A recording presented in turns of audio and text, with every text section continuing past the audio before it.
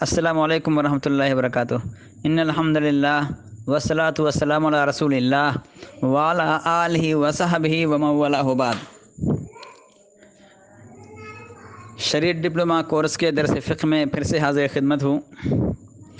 ہم نے کل کے درس میں کچھ مسائل جو حیض اور نفاس سے متعلق تھے پڑھ لیے تھے۔ آج وہی سلسلہ مزید آگے بڑھتا ہے۔ تو بسم اللہ الرحمن الرحیم۔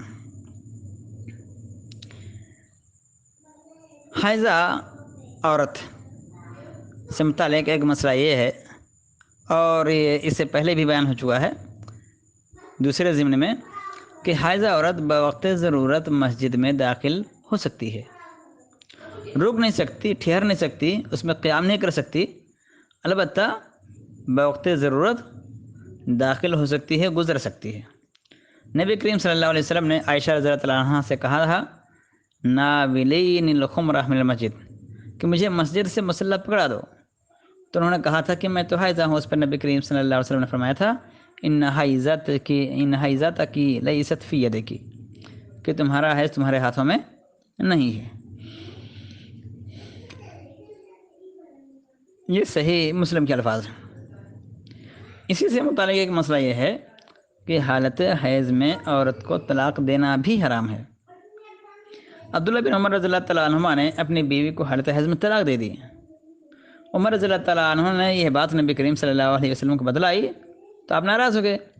پھر آپ نے ابن عمر رضی اللہ تعالیٰ عنہما کو رجوع کرنے کا حکم دیا، اور فرمایا کہ اسے چاہیے کہ وہ پاکیزگی کی حالت میں یا حالت حمل میں طلاق دیں۔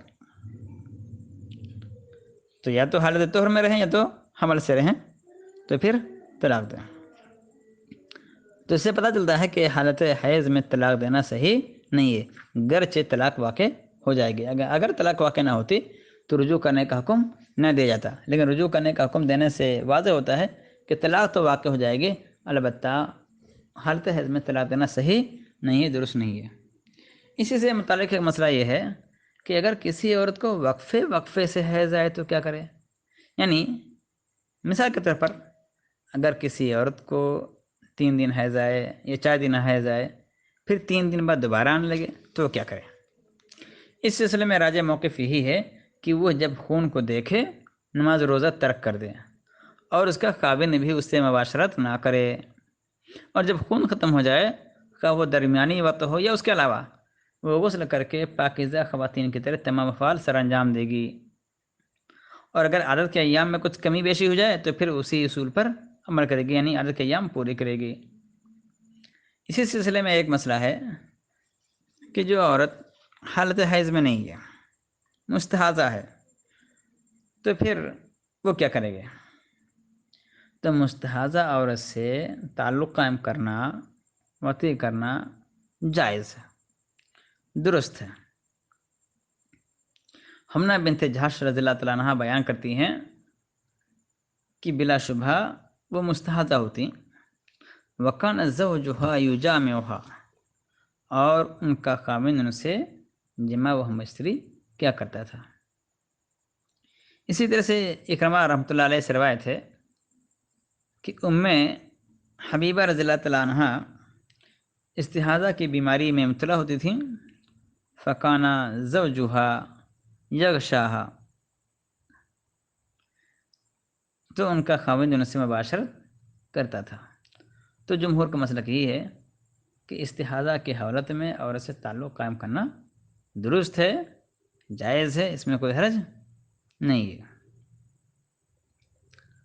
اسی سلسلے میں ایک آخری مسئلہ کہ کیا حیض ختم ہونے کی آخری عمر مقرر ہے؟ یعنی وہ کون سی عمر ہے جب ایک عورت کے لیے حیض آنا بند ہو جاتا ہے؟ اس کی کوئی حد ہے یا نہیں ہے؟ تو شیخ محمد بن صالح علیہ العثیمین رحمۃ اللہ علیہ فرماتے ہیں کہ حیض ختم ہونے کی کوئی معین عمر نہیں ہے۔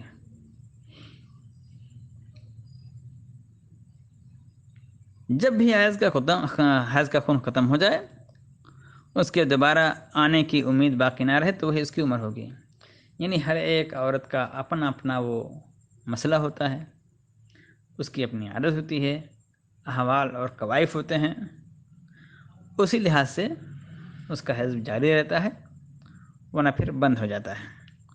تو آخری عمر متعین نہیں ہے کہ 40 سال، 45 سال، 50 سال، 60 سال، اس کی کوئی عمر متعین نہیں ہے، اور یہی راج موقف ہے۔